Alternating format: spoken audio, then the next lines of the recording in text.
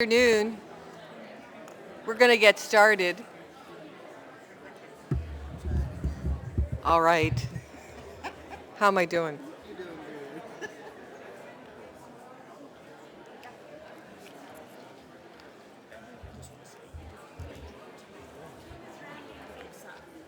Great.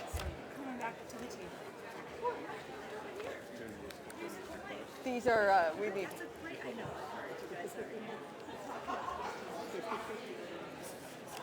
That was a good idea. Hey, Pat. Good.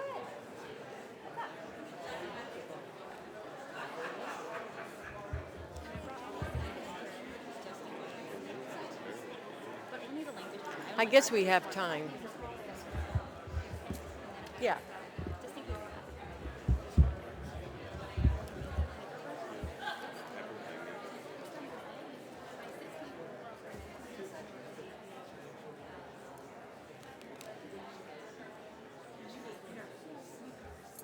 Okay, we're going to get started.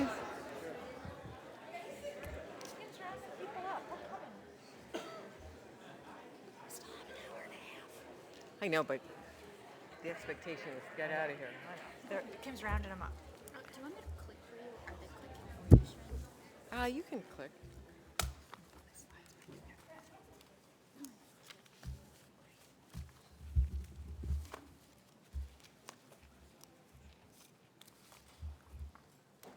Well, welcome back, everyone. Good afternoon. I'm Shireen Ahmed. And it was really great to hear about the 2020 operational plan.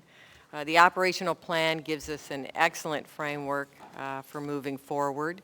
We're doing a lot of work now, and there's a lot of work ahead of us. And what we wanted to do today in the next 30 minutes was to talk about some of the strategic operations that we're currently working on. Jenny, Kim, and I are going to talk about the 2015 National Content Test, which we're currently conducting.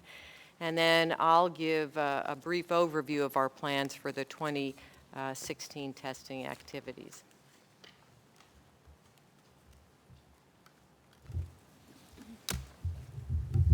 Thank you and good afternoon. Before I get started, I'd also like to acknowledge Mike Bentley, who's here, who is an integral part of the National Content Test. So we have asked him to reposition over here and be part of the NCT presentation. So last PMR in July, we shared with you that we were in the final preparation stage in terms of deploying the National Content Test. And today we're happy to report on the successful launch of the NCT as well as our current progress and our steps towards completion.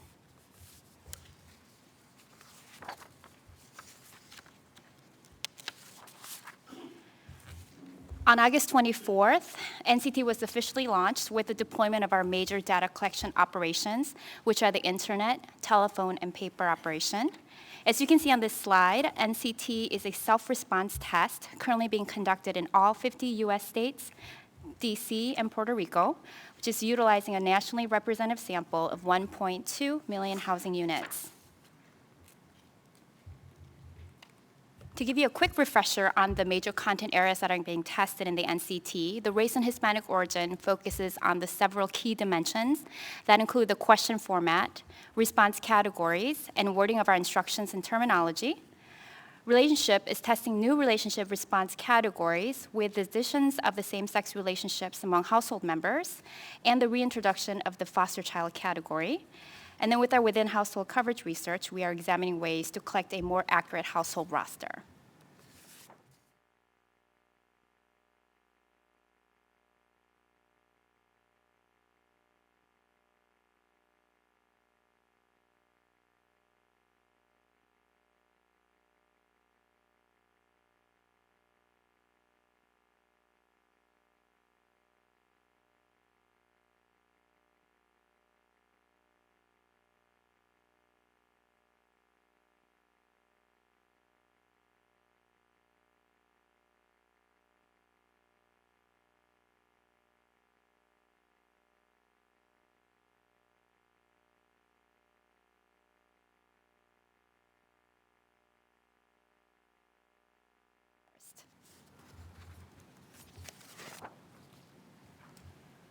Now, with the official launch on August 24th, we began our mail operations on August 20th for Puerto Rico and August 21st for stateside.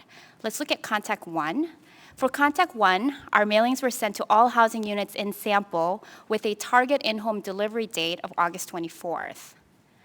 Looking at Contact 2, mailings were sent to all housing units in sample with in-home dates of August 24th for the early postcards that you see here, and August 31st for the remainder of our materials.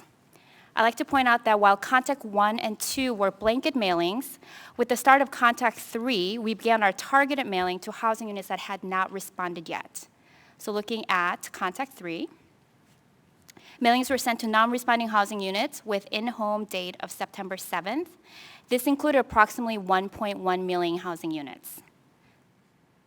Once again, with Contact 4, mailings were sent to non-responding housing units with in-home date of September 14th, and this included approximately 770,000 housing units. Contact 5, this only includes Panel 6. Mailings were sent to non-responding housing units within that panel with in-home date of September 21st, and this included approximately 92,000 housing units. Now let's take a look at some of our preliminary findings. As of 9 a.m. yesterday, October 5th, these are the unweighted preliminary response rates. Overall, 41.3% of the housing units in sample for stateside have responded, as you can see in the blue bar. Looking at the purple bar there, 26.2% of the housing units in sample for Puerto Rico have responded. Now what we'll do is break this down by mode. Let's go ahead and look at the state side. So looking at the blue bars, for internet, you're looking at approximately 30%, 5% for phone, and 6% for paper. And for Puerto Rico, a little over 10% for internet, almost 4% for phone, and 12% for paper. Looking at our steps ahead, we will continue to collect our data through the internet and phone operation until October 31st. Now, keeping into account the additional time needed for mailings and other associated activities with that, we will continue our paper capture operation until November 16th. The re-interview operation that I had mentioned we began 2 weeks ago will continue until November 25th, right before the Thanksgiving holiday. Study plans are currently in progress that will detail out our plans for data analysis and our final reports. So as you can see here, the NCT is well underway and progressing towards the finish line. And at our next PMR, we'll be reporting on the closeout activities of the test, as well as our progress with our data analysis. Thank you. Okay, so let me go through the 2016 test, census test, and then we'll take your questions. So 2 months ago, we announced that part of the areas within Los Angeles County, California, and Harris County, Texas, were selected as sites for the 2016 census test. We selected these sites for their characteristics, which included language diversity, demographic diversity, varying levels of internet usage, and high vacancy rates. These characteristics will help us refine and test technologies and methods that really build on our research and testing before. Our objectives are to refine our plans going forward on our technologies and methods, specifically refining our self-response options and optimization of that. Here we want to provide non-English support for respondents with limited English proficiency. We want to study partnerships and outreach efforts for hard-to-count populations. And we want to continue improving the non-ID real-time processing methods. There's a little error on the slides here. We do not plan to do anything with text messaging for the 2016 test. Additionally, we want to improve our plans for non-response follow-up. Namely, this test will allow us to refine the ratios of field enumerators to field supervisors, refine our operational control system, including the way that we assign work in the field as well as how those assignments are routed. We want to refine our use of administrative records to reduce the NERFU workload.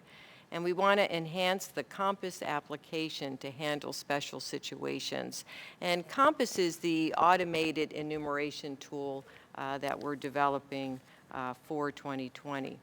And as Lisa noted earlier, we want to test device as a service. This is in addition to bring your own device and government-furnished equipment.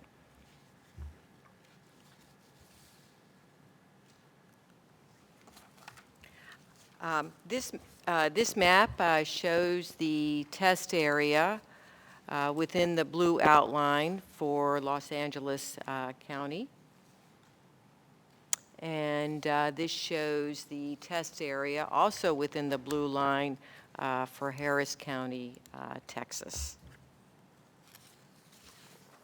So the sample sizes for the 2016 census test will be 250,000 households in each site.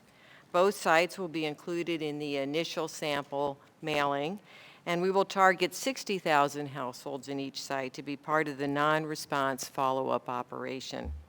We're planning 4 test phases: self-response, non-response follow-up, or NERFU, with a re-interview component for that. We'll do a coverage re-interview, and we'll do focus groups as well. And I'll talk about each of these. So for internet response, for self-response, we will implement an internet push contact strategy as explained in the operational plan. That involves sending a letter inviting people to respond on the internet, sending 2 reminders, postcard letter reminders, and ultimately in the 4th follow-up, sending a paper questionnaire to addresses that still have not responded. Materials included in the mailing packages explain the test and provide information on how to respond. And for this test, we will vary the content of the mailing packages in the internet push contact strategy for the different panels. For mail panels targeting limited English proficiency or LEP households, we will include a language insert as part of the contact strategy. LEP households represent a subsample of the housing units in each test location. And the materials will either be a letter, an FAQ, or a brochure. We will also include the census URL on envelopes with messaging in multiple languages for the panels of housing units. An internet choice panel will also be tested. That really involves sending an initial questionnaire to respondents, followed by 2 reminder contact attempts, and then in the 4th reminder mailing, sending a second paper questionnaire for any remaining non-responders. We will continue to develop the infrastructure for non-ID processing. We will implement processing of non-ID response in the cloud environment.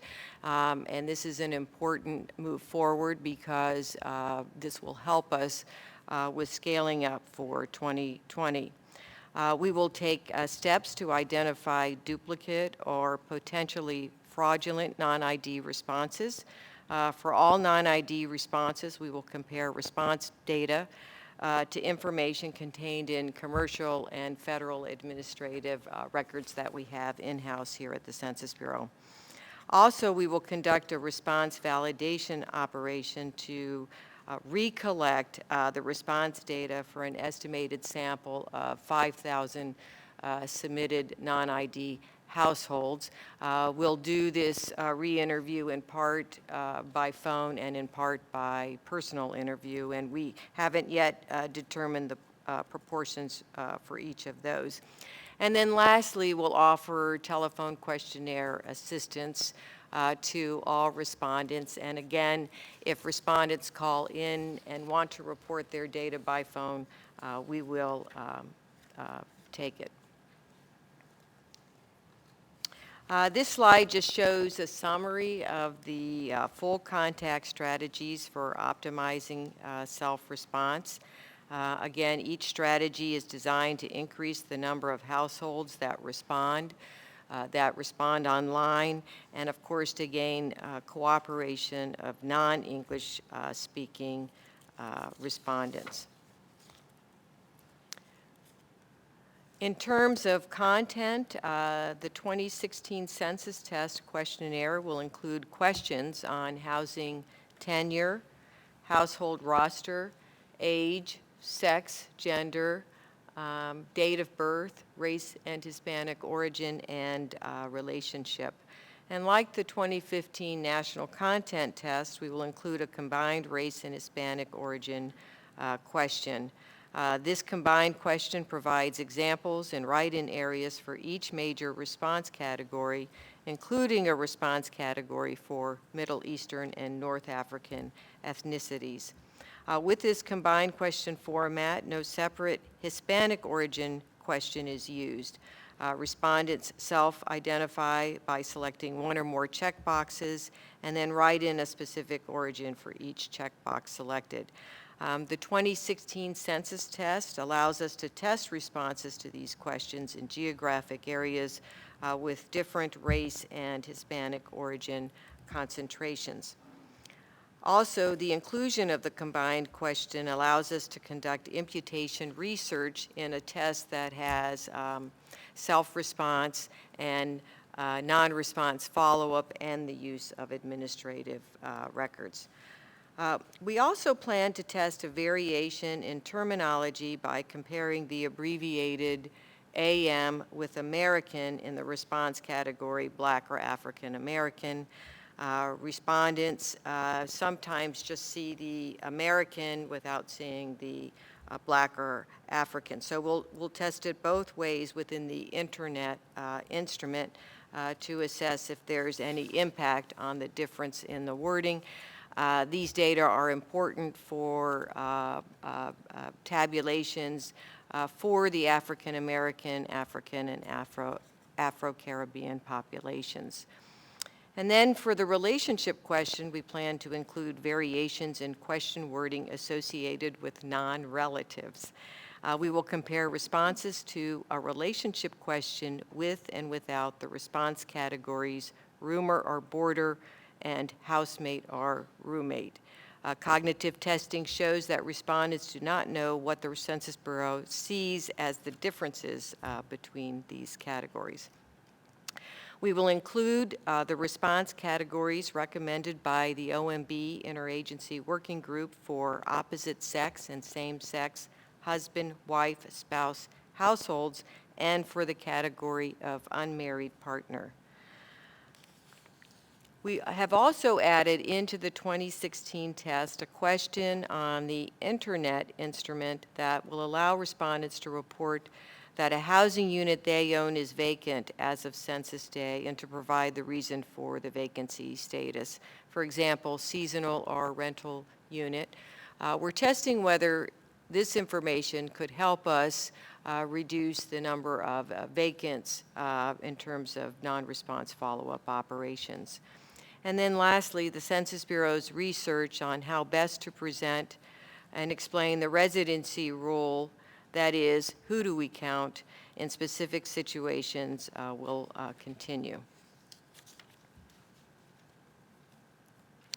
The 2016 test will refine our methods for conducting NRFU operations. In fact, this is one of the most important components of the 2016 test. As part of the 2016 test, we will use our automated enumeration software, or Compass, on standard smartphone devices. Compass will have updated capabilities. Many of the capabilities we identified when we did the testing for the 2015 census test in Maricopa County. So it'll have capabilities for handling special non-interview situations. such as demolished homes and non-existent addresses. We'll have ways to better handle addresses for multi-units, for example, apartment buildings. And we'll have a clear path when attempting to collect data from a proxy, whether it be a neighbor or another knowledgeable source. And we'll also have a lot of improvement just in the look and feel of the screens themselves. We will test a newly redesigned portion of our quality assurance activities for the NERFU re-interview program. Here, we're planning to test new methodologies for selecting cases to be re-interviewed. We actually want to use our automated infrastructure for doing the re-interview here. We'll use the Compass device to actually do the re-interviews, and with that, we'll also use our operational control system to optimize the routing and assignment of re-interview cases for this activity. And then lastly, we actually want to use the same field staff rather than a separate field staff to do the re-interview with the explicit rule that an enumerator is not allowed to re-interview their own work. So in general, with regards to the operational control system and the lessons learned again from the 2015 census test, we will continue to make further improvements in how assignments are made and routed. We will test improvements to systematic alerts that will quickly notify field supervisors of potential problem enumerators, detect possible falsification, and improve both quality and efficiency for the NERFU operation. And then we will also test implementation of an adaptive design contact strategy using a varied number of personal visit attempts by geographic area based on criteria associated with people who are hard to count. We will also study when is the optimal point to discontinue attempts to collect information from each non-responding household and instead move to attempting to collect information from a householder's neighbor or another knowledgeable source. The coverage re-interview. So the 2016 census test internet instrument contains 3 embedded coverage experiments. A re-interview is needed to quantify the effects of each particular version on the roster provided by the internet respondent. The re-interview will be conducted by phone at our telephone sites at the Census Bureau and using our computer-assisted telephone interviewing software. So the re-interview will essentially recontact internet responders to determine if any people may have been left off the roster or erroneously included in the roster. And then following the end of data collection, the Census Bureau will conduct focus groups with the 2016 census test participants to ask about their experience. And here the topics will include opinions about our use of administrative records. We'll ask about general concerns with government data collection, and then also just attitudes and beliefs about the government's ability to protect confidential data. Now, here are some of the key milestones going forward. We will start recruiting in October, which is now, and then open the area census offices in January. Begin the self-response data collection in March, and Census Day is April 1st, 2016, and then begin the non-response follow-up in May 2016. And that's it. So we are happy to take questions, if there are any. Tricia? Tricia Durr, OIG. Are you still calling?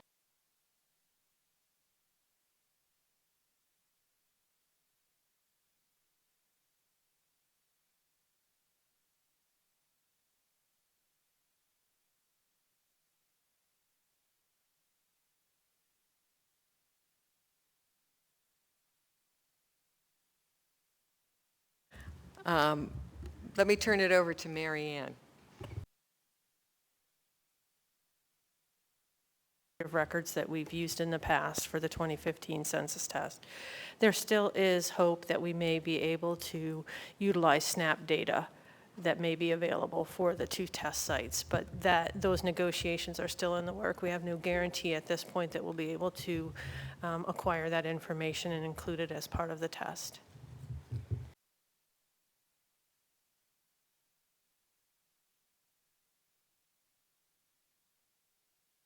IRS data, Medicare and Medicaid, the Social Security Numident file. We used commercial sources.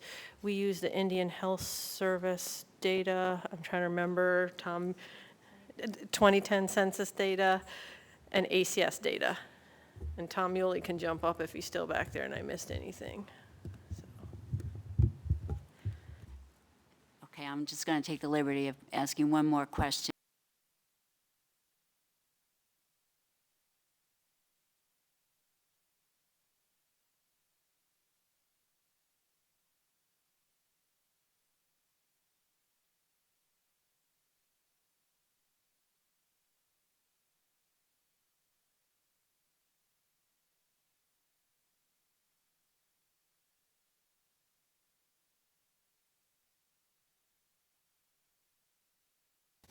So we will conduct in-office canvassing in both of the test sites in Los Angeles and Houston.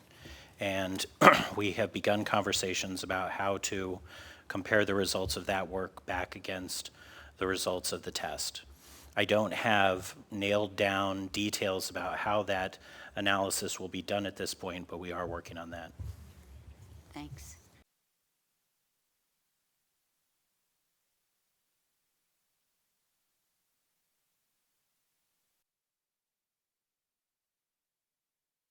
I don't know. So I apologize. I did forget a key administrative record source, the data from the United States Postal Service. So.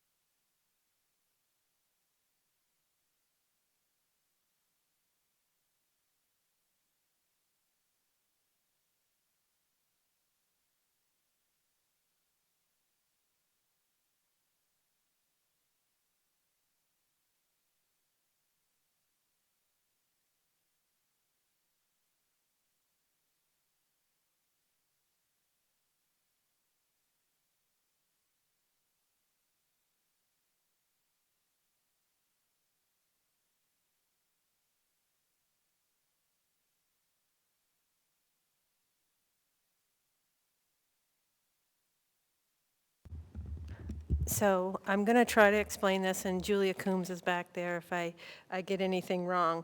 But with regard to what respondents will see, they'll see one of 3 screens about the enumeration of the people in the household up front. One that displays the Census Bureau's basic residence rule and then asks for the number of people in the household based on that rule. One that asks the number of people who live in the household, but provides our residence rule definition in the help text, and one that asks if there are any other people that live in the household with the residence rule in the help text. That's sort of on the front end. After the names of the roster members are collected, the respondent will then see one of 2 series of undercount detection questions. One series asks for additional people on 2 separate screens, and another series asks for additional people on only 1 screen. After the demographic items are collected, the respondent will then see overcount detection questions. And we plan to develop navigation which provides either a person-based or a topic-based question related to the overcount. Julia, did I get that more or less correct? Great.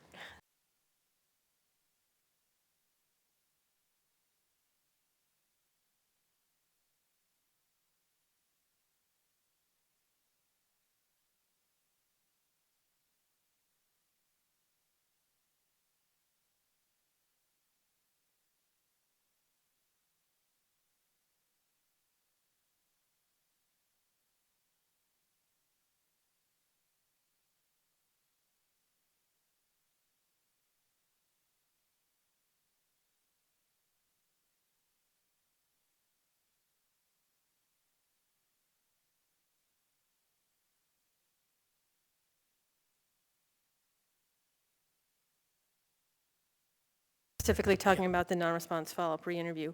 So what we're going to be testing in the 2016 census test will be primarily around the re-interview in terms of recontacting households. But what we're trying to do is infuse quality throughout the entire process. So when we think about quality assurance for the non-response follow-up program, we think of it from the very start in the way we're approaching our training and how automated training can build in quality. We're thinking about it in terms of the tests that are administered, the little knowledge checks that are administered throughout the automated training. We are thinking about it from the perspective of still whether or not we'll be doing on-the-job training after the completion of training. The Compass application itself builds quality into the process through the edits that we can now build into the software to check for things as we're collecting the data. We have the ability through the operational control system to also build quality into the process through some of the alerts that are generated that can detect situations that may be going on in the field so that we have an opportunity to address those situations while they're occurring and not waiting until after the operation is concluded. We then have when we then think about maybe more your traditional, when we think about re-interview and quality assurance from that perspective. We also have the ability to use additional paradata that may be available to understand or give us confidence that the enumerators are performing the job as we expected, or perhaps to raise flags that we may be sensing some falsification going on. We also have the ability to use additional administrative records when the data come back to headquarters to check against the information collected by the enumerators, again, to perhaps give us assurance that the data have not been falsified, or they may raise a red flag that these are cases that we do want to put into the re-interview process itself. With the re-interview process that we're testing as part of the 2016 census test, it will be through the in-field recontact of people. We will not be testing the telephone component of that we do hope to ultimately have as part of the solution for 2020. Thank you.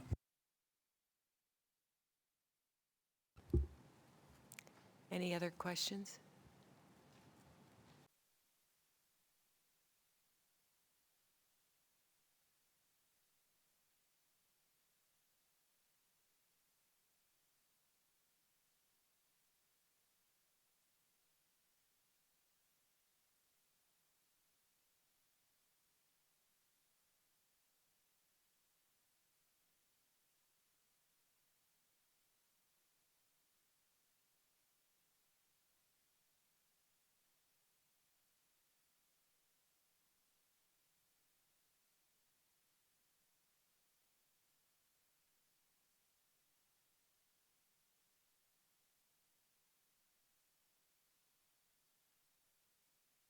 Internet response channel with an ID attached to it. How is the NERFU re-interview sample selected? The NERFU re-interview sample is selected based on that workload that originally went to non-response follow-up and was conducted by the enumerators for the initial Right. data collection. Okay. But is it purely systematic within that? Is Yep. it looking at specific characteristics? Is it trying to answer or find people who responded a particular way to the coverage probe? So let me see if I can break this up, and I may need other people to join in. The response validation component is selected from the non-ID cases where we had people self-respond. Right. And so those cases will be selected directly from that. The coverage re-interview workload will be selected from the set of cases based on the results of responses to the different options that I laid out in terms of the coverage probes, I'll say, and they'll be selected from looking at the characteristics of the responses from that group of cases. And then the NERFU re-interview cases are selected based on the sample that went to non-response follow-up. So I think they're pretty much distinct. Did I answer your question? You're looking very puzzled. No, pretty much. So the non-ID, the respondent verification piece, that makes sense. I mean, that's, you'll find the standard NERFU re-interview type of thing, trying to get at enumerator effects, that'd be more or less systematic, based on the initial workload. Is that meant to get some fraction of every enumerator's workload, or?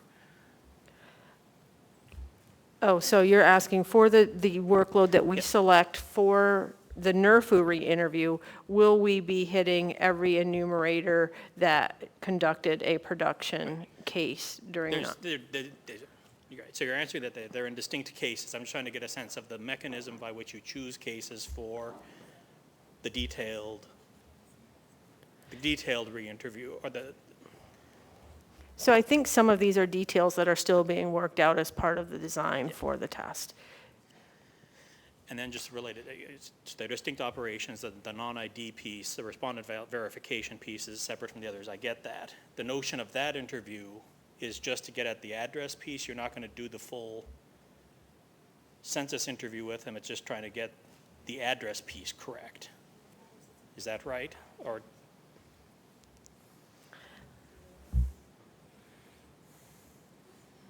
I believe that the expectation, well, I'll let, Lisa, do you want to? So I believe the expectation at this point is for the cases that are selected as part of the non-response, or as part of the response validation, that they would then go out and be subject to the entire NERFU re-interview, not just from an address part. so they're not distinct. Okay. Details to be sorted out. Okay.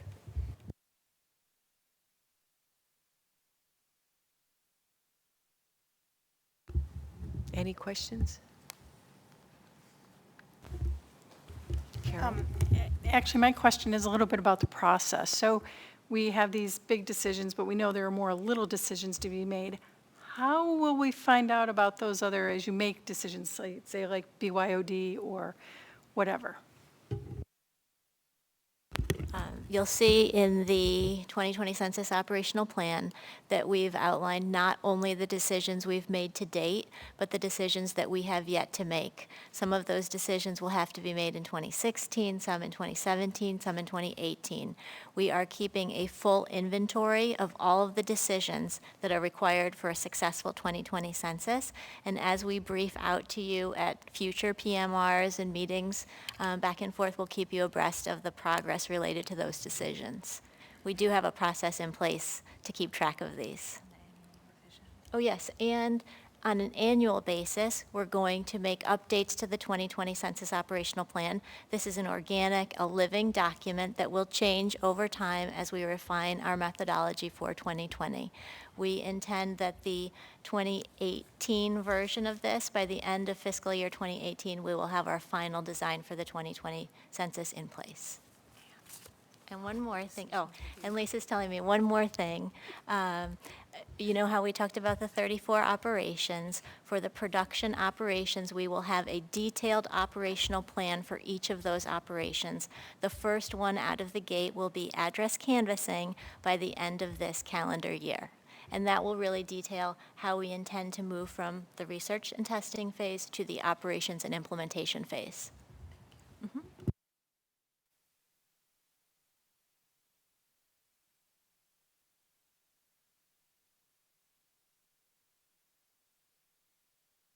It's blinking.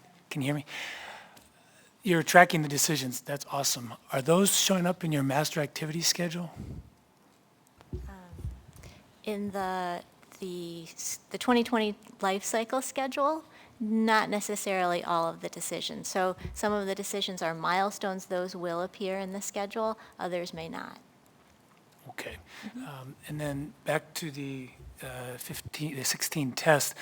It might be too early to figure out all the details, but has there been a commitment? I'm not sure how to ask the question. Are we likely to see a major change in how you're going to deal with multi-units, for example? Some effort on that? So what we're planning to do associated with multi-units in the 16 test is test a new approach.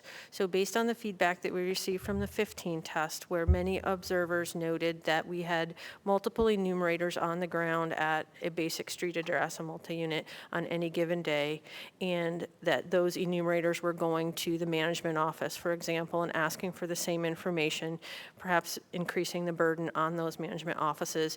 We do want to take a new approach for 2016, where, if you will, we'll think of it sort of as an advance visit to that multi-unit structure prior to any detailed enumerator contacts with respondents to collect information about the addresses that we know have not responded to the census at that multi-unit structure, where we can collect information with regard to whether that address was vacant on census day and whether or not it is still vacant. From that, we will be able to deal with some of the cases immediately. There's still additional work where we might have to recontact after we've started all of the interviews and where we have triggered proxies and where enumerators may be in the mode of recontacting the management offices. We are talking about how we can coordinate those recontacts as well.